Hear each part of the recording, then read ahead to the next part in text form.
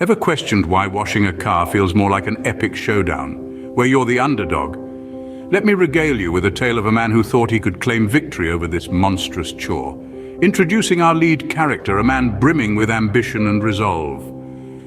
His faithful four-wheeler, now sporting a layer of dust that would put an abandoned attic to shame, became his Everest. He decided to take on the Herculean task of washing it himself. A walk in the park, right? Well, think again.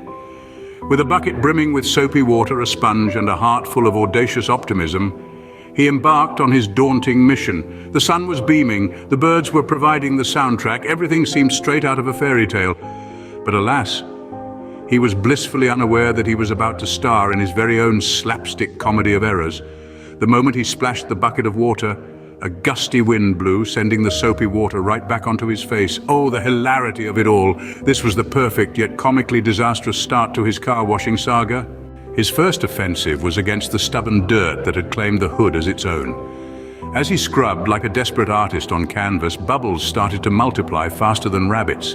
They were everywhere, staging a coup in his hair, launching surprise attacks on his eyes, even infiltrating his mouth. It was as if he was in a bubble fiesta, just less festive and more foam-filled.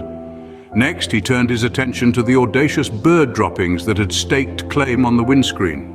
The more he scrubbed, the more they seemed to stick, as if they had entered into a secret pact with the glass. It was as if we're laughing at him from above, taunting him and refusing to be dismissed so easily.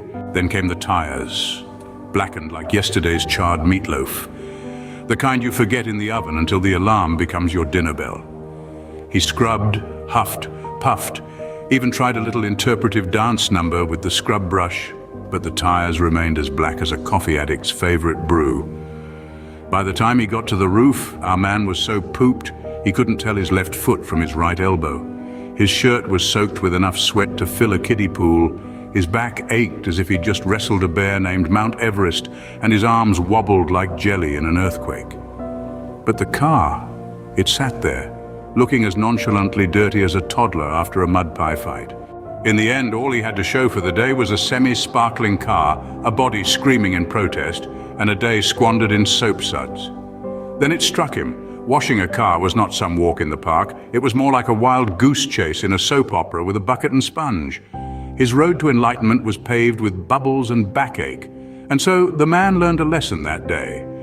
An amusing lesson, really, that sometimes it's perfectly okay to step down from the throne of DIY and let the car-cleaning crusaders swoop in to save the day.